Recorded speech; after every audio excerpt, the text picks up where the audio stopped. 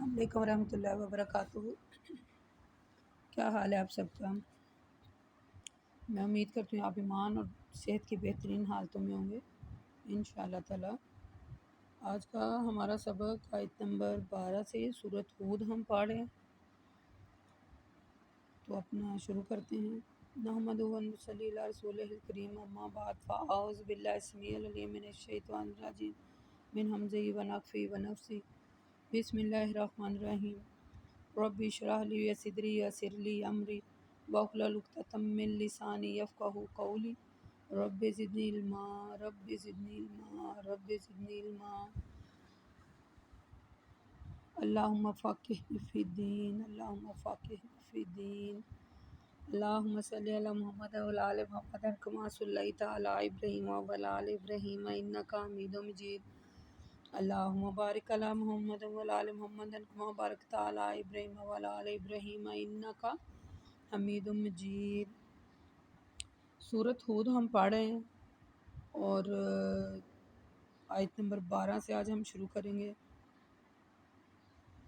فَلَا الْقَى بَعْدَ مَا یُوحَىٰ إِلَيْکَ۔ اللہ کہتے ہیں اے رسول صلی اللہ علیہ وسلم، کافروں کے اس قول کی وجہ سے کہ ان پر خزانہ کیوں نہیں نازل ہوا، ان کے ساتھ کوئی فرشتہ کیوں نہیں آیا، کہیں ایسا نہ ہو کہ آپ کا سینہ تنگ ہو، اور جو کتاب آپ پر وحی کی جا رہی ہے، ان یقولوا لولا انزل علیہ کنز او جاء معہ، یعنی اللہ کہتے ہیں معہ ملکہ انما انت نذیر واللہ علی کل شیء وکیل۔ اللہ تعالیٰ کہتے ہیں کہ آپ پر جو وحی کی جا رہی ہے اس میں سے کچھ حصہ بیان کرنا چھوڑ دیں، ایسا نہیں ہونا چاہیے، آپ تو بس ڈرانے والے ہیں۔ اللہ ہر چیز پر نگہبان ہے اور وہ تمام اعمال کو دیکھ رہا ہے۔ اے رسول، کیا کافر یہ کہہ رہے ہیں کہ اس قرآن کو اس رسول نے خود بنا لیا؟ آپ ان سے کہیے اگر تم اس دعوے میں سچے ہو تو اس جیسی 10 صورتیں تم بھی بنا کر لے آؤ۔ کلو فتو بشرن سورن مثلہ، تم بھی اس جیسی 10 صورتیں بنا کر لے آؤ، اور اللہ کے علاوہ جن جن کو تم بلا سکتے ہو اپنی مدد کے لیے بلاؤ، ان کن تم صادقین، اگر تم سچے ہو۔ پھر اے ایمان والو، یعنی فَإِن لَمْ يَسْتَجِيبُوا لَكُمْ فَاعْلَمُوا إِنَّمَا أُنزِلَ بِعِلْمِ اللَّهِ وَأَنَّ لَا إِلَٰهَ إِلَّا هُوَ فَهَلْ أَنْتُمْ مُسْلِمُونَ۔ پھر اے ایمان والو، اگر کافر تمہارے چیلنج کو قبول نہ کریں، کافر تمہارے چیلنج کو قبول نہ کریں تو ان سے کہو کہ اے کافرو، اب بھی تمہیں یہ معلوم ہونا چاہیے کہ یہ قرآن اللہ کے علم سے اتارا گیا ہے، اور یہ بھی تم جان لینا چاہیے تمہیں کہ اللہ کے علاوہ کوئی الہ نہیں ہے۔ تم مسلمان بننے کے لیے تیار ہو یا نہیں؟ فَلَا أَنْتُمْ مُسْلِمُونَ، یعنی آیت کے سیاق و سباق سے تو ایسا معلوم ہو رہا ہے کہ کفار نے اللہ کے رسول صلی اللہ علیہ وسلم سے معجزات کا مطالبہ کیا تھا۔ انہوں نے کہا تھا کہ آپ کوئی خزانہ نازل کریں یا آپ کے ساتھ کوئی فرشتہ ہو جو آپ کی تائید کرے، تو پھر ہم آپ کی نبوت کو تسلیم کریں گے۔ تو ان کے یہ جو مطالبات تھے، تو اسی یعنی ان مطالبات کی صورت میں یہ آیت جو ہے مثلا نازل ہوئی کہ اللہ تعالیٰ نے کہا کہ ایسے ہی ان کے ساتھ کریں، کہ اگر تم سچے ہو، قرآن جیسی کوئی ہے تمہارے پاس، تو 10 صورتیں لے آؤ، اللہ کو چھوڑ کر اور بھی جو تمہارے الہ ہیں نا ان کو بھی ساتھ میں لے آنا۔ تو اللہ تعالیٰ کہتا ہے میرے رسول صلی اللہ علیہ وسلم، اے رسول، اے پیغمبر، تم ان کی باتوں سے تمہارا سینہ تنگ نہ ہو، یعنی ان کی باتوں سے تمہارے دل آزاری نہ ہو، تم بس یہ کتاب پڑھ کر سناؤ جو کہ نازل کی گئی ہے۔ تو ان کے جو بدعمالیاں یہ جو کر رہے ہیں اور عقیدے غلط کر رہے ہیں نا، تم ان سے نہ ڈرو، تمہارا کام ان سے بات منوانا نہیں ہے، بس ان تک اپنا احکام پہنچانا ہے جو میں نے تمہیں بتایا ہے، اللہ کہہ رہے ہیں، ٹھیک ہے۔ اس کے بارے میں ایک حدیث ہے صحیح بخاری میں، صحیح مسلم میں بھی آپ کو مل جائے گی۔ ہر نبی کو جیسا معجزہ دیا گیا تھا اسی قدر اس پر ایمان لایا گیا، یا اسی قدر لوگ ایمان لائے، اور مجھے تو وحی کی گئی ہے جو اللہ تعالیٰ کی طرف سے میری طرف بھیجی ہے، اس لیے مجھے امید ہے کہ قیامت کے دن میری پیروی کرنے والے لوگ بہت زیادہ ہوں گے۔ ما کان یرید الحیاۃ الدنیا وزینتها نوافی الیہم اعمالہم فیہا وہم فیہا لا یبخسون۔ اولئک الذین لیس لہم فی الآخرۃ الا النار وخابطہ. پھر آگے اللہ کہہ رہے ہیں اور اگر تم دنیا کی خاطر اسلام قبول کرنے کے لیے تیار نہ ہو تو اس بات کو اچھی طرح سمجھ لو جو دنیا میں لوگوں کی زندگی اور اس کی زیب و زینت کی طلب ہوتے ہیں تو ہم ان کو انہی کے مال کا صلہ دنیا ہی میں پورا کر دیتے ہیں. ان کے صلے کی کسی قسم میں کوئی کمی نہیں کی جاتی. لیکن ایسے لوگوں کے لیے آخرت میں سوائے آگ کے اور کچھ نہیں ہے. جو عمل انہوں نے دنیا میں کیے تھے سب رائگاں جائیں گے اور جو کچھ وہ دنیا میں کرتے رہے ہیں سب باطل اور بے سود ہوگا. فیہا و باطل ما کانوا یعملون. ٹھیک ہے. اور جو کچھ وہ دنیا میں کر رہے ہیں اور وہ جانتے ہیں جو کچھ وہ دنیا میں کر رہے ہیں. یعنی بات یہ ہے عموماً ایسا ہوتا ہے کہ انسان محض دنیا کے عارضی فائدے کی خاطر مسلم نہیں بنتا یا حق کو قبول نہیں کرتا اور آخرت کو دنیا پر ترجیح نہیں دیتا. ایسے انسان کو تنبیہ کرتے ہوئے اللہ تعالیٰ نے فرمایا ہے کہ ما کان یرید الحیات دنیا. جو لوگ دنیا کی زندگی اور مثلا دنیا کی زندگی اور اس کی زیب و زینت کے خواہاں ہیں یعنی جو چاہتے ہیں لوگ کہ دنیا کی زندگی اس میں زیب و زبائش ہو خوبصورت ہوں ان کے بڑے بڑے محل ہوں یعنی ایسی کی جتنی ان کی تمام خواہشات ہیں اللہ ان کو ان کے اعمال کا صلہ دنیا میں ہی پورا پورا دے دیں گے. ان کے صلے میں کسی قسم کی کمی نہیں کی جائے گی. لیکن ایسے لوگوں کے لیے آخرت میں سوائے دوزخ کی اور کچھ نہیں ہے. جو عمل انہوں نے دنیا میں کیے ہیں اور آخرت کے لحاظ سے سب بیکار ہے کیونکہ وہ جو عمل دنیا میں کر رہے تھے آخرت کے لحاظ سے وہ سب مثلا جھوٹے تھے اور کوئی عمل آخرت کے لیے انہوں نے نہیں کیا سب بے سود ہیں. یعنی جو شخص بس دنیا ہی کے کاموں کا ہو جائے آخرت کو بھلا دے اور جو کام کرے اس کو دنیا ہی میں مقصود ہو تو ایسے شخص کا انجام اور کیا ہوگا. یہ بات آپ اچھی طرح سمجھ لیں کہ ہم نے سورۃ بقرہ آیت نمبر 200 میں بھی اس کے بارے میں پڑھا تھا کہ محض دنیا کی طلب کے لیے جو لوگ کام کریں اللہ تعالیٰ ان کے اعمال کا صلہ انہیں دنیا میں ہی دے دیں گے اور آخرت کے لیے ان کے لیے کوئی حصہ نہیں ہے آخرت میں. جو جنتیوں کی نعمتیں ہیں وہ صرف جنتیوں کو ہی ملیں گی. محض دنیا کی طلب نہیں کرنی چاہیے اور آخرت سے غفلت نہیں برتنی چاہیے. فمن کان علی بینات من ربہ ویتلو شاہدا منہ ومن قبلہ کتابا موسیٰ اماما ورحمۃ اولئک یؤمنون بہ ومن یکفر بہ من الاحزاب. پھر اللہ تعالیٰ آگے کہہ رہے ہیں کہ کیا جو شخص اپنے رب کی طرف سے کھلی دلیل پر قائم ہو اور اس کی طرف ایک گواہ بھی اس کی تاکید کرتا ہو مزید اس سے پہلے کہ آنے والی کتاب تورات جو رہنمائی اور رحمت تھی اس کی بھی تصدیق کرتی ہے تو کیا ایسا شخص کافر کے مثل ہو سکتا ہے؟ نہیں. ایسے ہی لوگ ہیں جو قرآن مجید پر ایمان لاتے ہیں اور دنیا کے تمام فرقوں میں سے جو شخص بھی اس کا انکار کرے تو اس کا ٹھکانہ کیا ہے؟ دوزخ ہے. اور اے رسول صلی اللہ علیہ وسلم آپ قرآن مجید کے سلسلے میں کسی قسم کا شک نہ کرنا یہ آپ کے رب کی طرف سے ہے بالکل حق ہے لیکن اکثر لوگ اس پر بھی ایمان نہیں رکھتے. یعنی اس آیت میں اللہ تعالیٰ نے بتایا کہ ایمان والے اور کافروں کا انجام یکساں نہیں ہوتا. ایمان والے اور کافروں کا ایمان یکساں نہیں ہوتا. یعنی جو پہلے حضرت موسیٰ علیہ السلام پر کتاب نازل کی گئی تھی اس کا ذکر آیا ٹھیک ہے کہ تورات حضرت موسیٰ علیہ السلام پر اتری تھی یعنی اس کا ذکر آیا کہ موسیٰ علیہ السلام پر نازل کی گئی ہے اور جو اپنے وقت کی رہنمائی اور رحمت تھی ٹھیک ہے. اس جو کافر لوگ ہیں وہ ہرگز یہ نہیں کہہ سکتے کہ قرآن پاک اور جو تورات ہے جو حضرت موسیٰ علیہ السلام پر اتری ہے وہ دونوں برابر ہیں. یہ نہیں ہے دونوں کا فرق ظاہر ہے. یہ لوگ تو قرآن پر ایمان رکھتے ہیں اور کافر اس کا انکار کرتے ہیں پھر ایک جیسی کیسے ہو سکتی ہے؟ دنیا کے جو تمام فرقوں میں سے جو شخص بھی قرآن پاک کا انکار کرتا ہے نا اس کا ٹھکانہ دوزخ ہے. انہ الحق من ربک ولکن اکثر الناس لا یؤمنون. بے شک یہ آپ کے رب کی طرف سے حق ہے لیکن پھر بھی کچھ لوگ ایمان نہیں لاتے ٹھیک ہے. اللہ تعالیٰ نے تو کھلی دلائل دیے ہیں سورۃ انعام آیت نمبر 57 میں پھر سورۃ انعام کی آیت نمبر 157 میں بھی اللہ تعالیٰ نے یہی کہا ہے.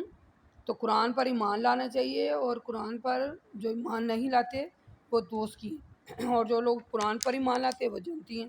ومن اظلم ممن افترى علی اللہ الکاذب اولئک یعرضون علی ربہم یقول الشہادۃ.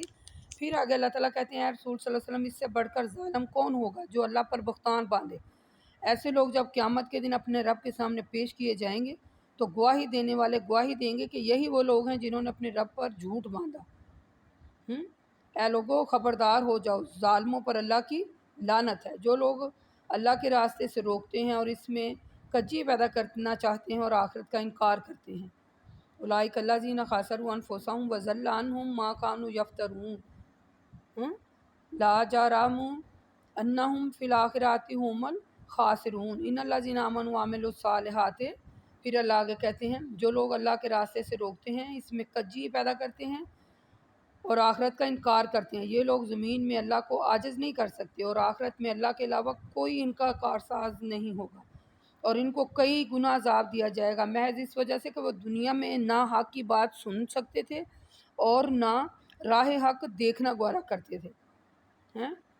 یہی لوگ ہیں جنہوں نے اپنے آپ کو نقصان میں ڈالا، ٹھیک ہے، اور وہ سب قیامت کے دن ان پر مثلا جب قیامت کا دن ہوگا وہ اولئک اصحاب الجنات ہم فیہا خالدون، ٹھیک ہے۔ اس کے آگے اللہ تعالیٰ کہتے ہیں کہ یہ جو لوگ قرآن پاک سنتے نہیں ہیں اور نہ ہی عمل بھی نہیں کرتے، سنتے بھی نہیں ہیں، تو یہ اللہ کو عاجز نہیں کر سکتے، یہ صرف اپنے آپ کو نقصان میں ڈال رہے ہیں۔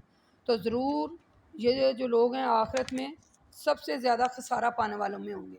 لیکن جو لوگ ایمان لائے، نیک عمل کرتے رہے اور اپنے رب کے سامنے عاجزی اور انکساری کرتے رہے، تو ایسے لوگ کیا ہیں؟ جنتی ہیں اور وہ جنت میں ہمیشہ رہیں گے۔ ان دونوں جماعتوں کی مثال اندھے، بہرے اور دیکھنے اور سننے والے جیسی ہے، ان دونوں کا حال یکساں ہو سکتا ہے۔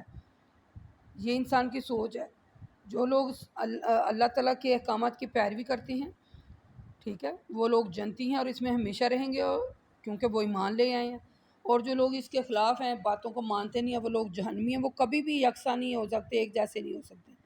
تو تم نصیحت کیوں نہیں قبول کر رہے؟ یعنی گزشتہ آیت میں اللہ تعالیٰ نے قرآن پر ایمان لانے والوں اور قرآن مجید پر ایمان نہ لانے والوں کے درمیان جو امتیازی خط کھینچا ہے نا، ان آیات میں اللہ تعالیٰ نے اس بات کو تفصیل سے بیان کیا۔ اس کے بارے میں ہم نے سورۃ انعام 140 میں بھی پڑھا، ٹھیک ہے، سورۃ آل عمران کی آیت نمبر 93 اور 94 میں بھی ہم نے اس کے بارے میں بڑی وضاحت سے پڑھا۔ جو لوگ اللہ تعالیٰ پر ایمان لاتے ہیں ان کے لیے جنت ہے، وہ اس میں ہمیشہ رہیں گے، اور جو لوگ اللہ تعالیٰ کی آیات کا انکار کرتے ہیں، ٹھیک ہے، اور طرح طرح کے جھوٹ باندھتے ہیں اور طرح طرح کے مثلا ہیل و جت پیش کرتے ہیں، ان کے لیے دوزخ ہے اور وہ اس میں ہمیشہ رہیں گے۔ اس آیت میں عاجزی کرنے والوں کی چند خصوصیات کا ذکر ہے، وہ آپ ہائی لائٹ کر لیں۔ اللہ کے ذکر سے دل دہل جانا، مصائب پر صبر کرنا، نماز قائم کرنا اور اللہ تعالیٰ کے راستے میں خرچ کرنا۔ یعنی اللہ تعالیٰ کے راستے میں جو لوگ خرچ کرتے ہیں، یہ جو میں نے آپ کو خصوصیات بتائی ہیں، یہ ایمان والوں میں ہوتی ہیں۔ وَلَقَدْ أَرْسَلْنَا نُوحًا إِلَىٰ قَوْمِهِ إِنِّي لَكُمْ نَذِيرٌ مُّبِينٌ۔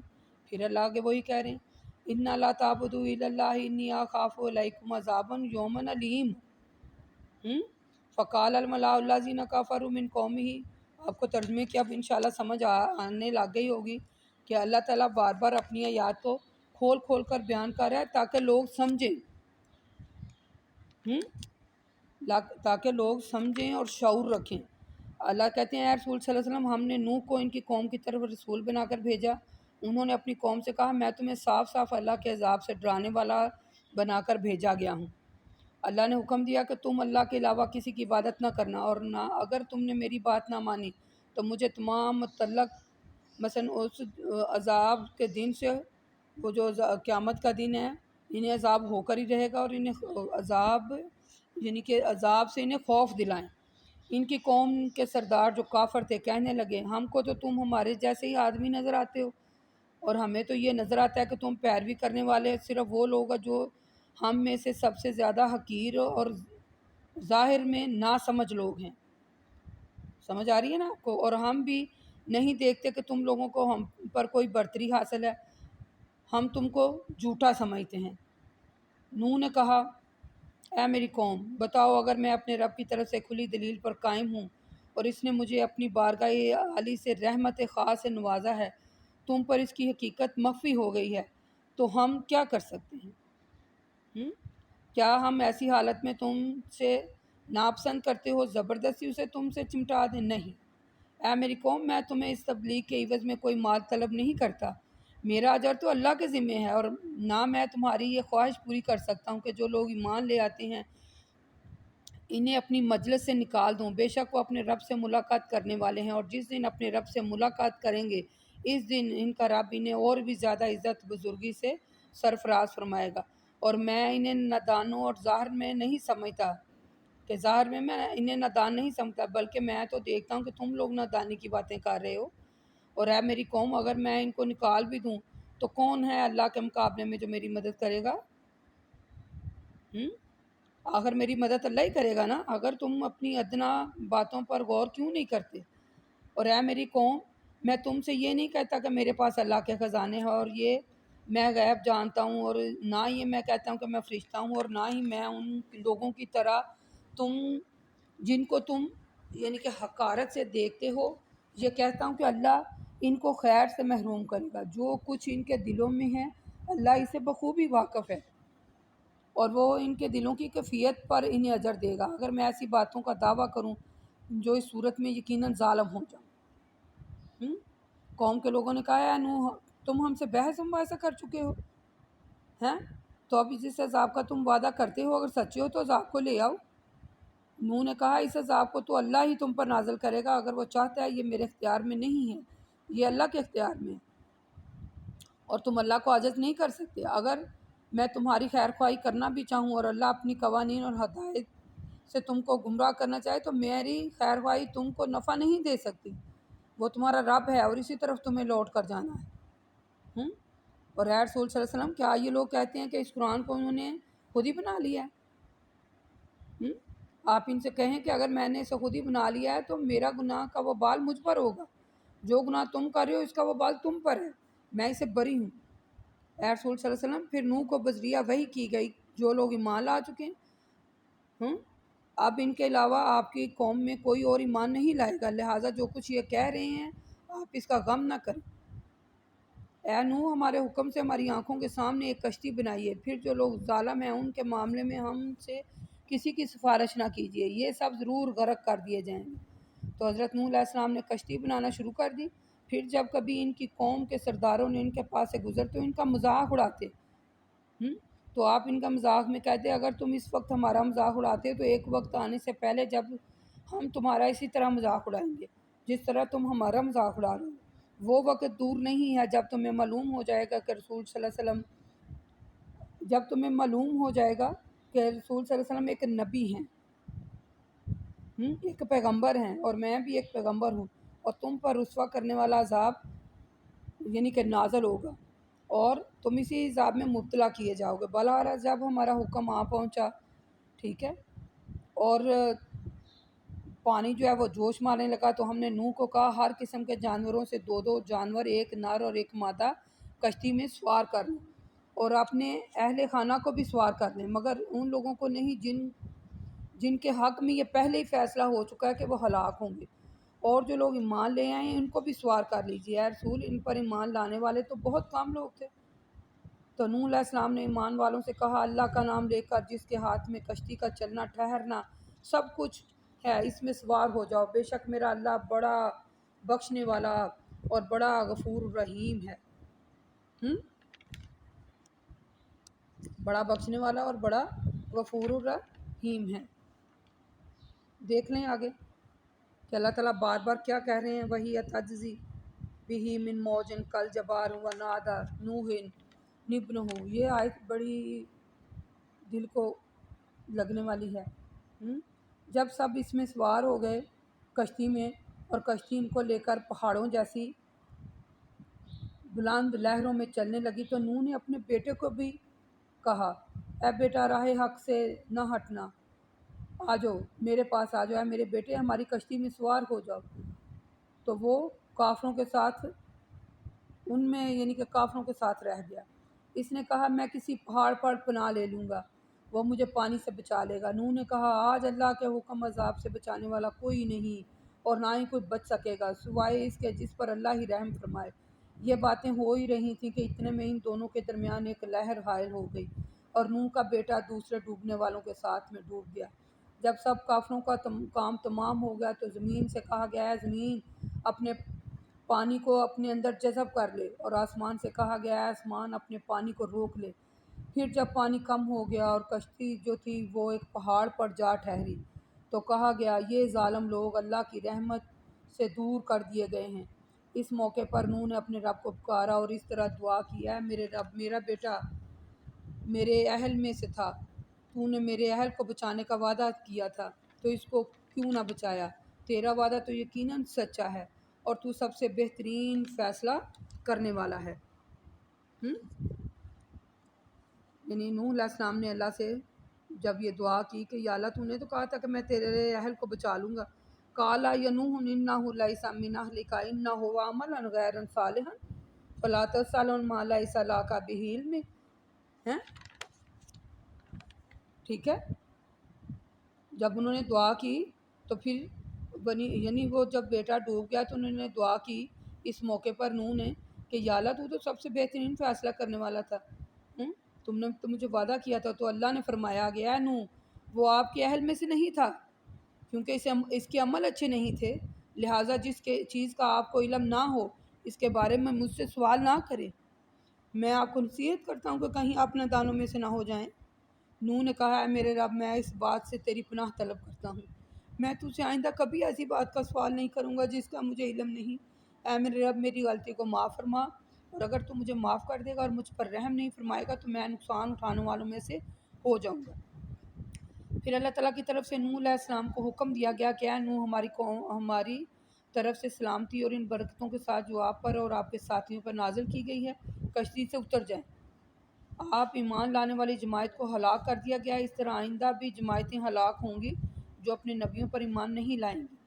انہوں نے کہا دنیا کے چند روزہ فائدے جو ہیں اس سے انہوں نے فائدہ اٹھایا، پھر وہ ہماری طرف بھیجے ہوئے دردناک عذاب میں مبتلا ہو گئے۔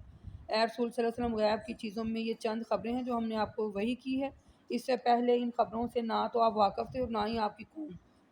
تو اے رسول صلی اللہ علیہ وسلم، کافروں کی جو تکلیفیں ہیں آپ ان پر صبر کریں اور کافروں کا انجام اچھا نہیں ہوگا۔ اچھا انجام کس کا ہے؟ ان العاقبۃ للمتقین، صرف متقیوں کا جو انجام ہے وہی بہتر ہے۔ یہ میں نے آپ کے سامنے آیت نمبر 49 تک کا ترجمہ پڑھا، آپ کو سمجھ آ گئی ہوگی کہ اس میں نوح علیہ السلام کس قدر پریشان ہوئے جب آپ کا بیٹا نافرمان ہوا، تو پھر اللہ تعالیٰ نے اس کے بارے میں آپ کو کہا کہ اگر وہ آپ کا اہل میں سے نہیں تھا۔ دیکھیں جب رسولوں کے ساتھ ہم نے سورۃ اعراف آیت نمبر 62 میں، سورۃ یونس آیت نمبر 72 میں اس کے بارے میں پڑھا کہ جو لوگ ایمان لے آتے ہیں ان کو اپنی عافیت کی فکر ہے، ٹھیک ہے۔ تو نوح علیہ السلام کے قصے کے درمیان اس آیت کا نزول ہوا تھا، اللہ کے رسول صلی اللہ علیہ وسلم کو ایک تسلی دی گئی تھی، جس طرح نوح علیہ السلام کو جھٹلایا انہوں نے اور یہ لوگ آپ کو جھٹلاتے تھے، یعنی حضرت آپ صلی اللہ علیہ وآلہ وسلم کو کہا کہ آپ ان کی باتوں پر پریشان نہ ہوں۔ حضرت نوح علیہ السلام کا پھر واقعہ پیش کیا گیا، ٹھیک ہے۔ پھر اللہ تعالیٰ نے جو پانی کا عذاب آیا اور پھر اس میں حضرت نوح علیہ السلام کا بیٹا ڈوب گیا، تو جب آپ نے دعا کی، یعنی یہ سارا قصہ سنانے کا مقصد یہ ہے آپ کو واقعہ قرآن میں اللہ تعالیٰ بار بار نبیوں کے واقعات بتا کر ہمیں یہ بتانے کی کوشش کر رہا ہے کہ جو لوگ اللہ تعالیٰ کی آیات کو جھٹلاتے ہیں اور جو اس پر عمل نہیں کرتے وہ جہنمی ہیں اور ان پر عذاب آئے گا، اور وہ آخرت میں بھی جہنم میں رہیں گے، جو کہ مختلف عذابات ان کا مقدر بن چکا ہے۔ جو لوگ اللہ تعالیٰ کی آیات کو مانتے ہیں اور اس پر عمل کرتے ہیں تو اللہ تعالیٰ کے لیے وہ جنتی قرار پاتے ہیں اور اس میں ہمیشہ رہیں گے۔ تو لہٰذا صرف اچھا انجام کن کا ہے؟ متقیوں کا۔ لہٰذا ہمیں اللہ تعالیٰ سے دعا کرنی چاہیے کہ یا اللہ ہمیں متقیوں میں شامل کرے، ہمیں بھی متقی بنا دے۔ وقولوا قولی ھذا استغفر اللہ۔ السلام علیکم ورحمۃ اللہ وبرکاتہ۔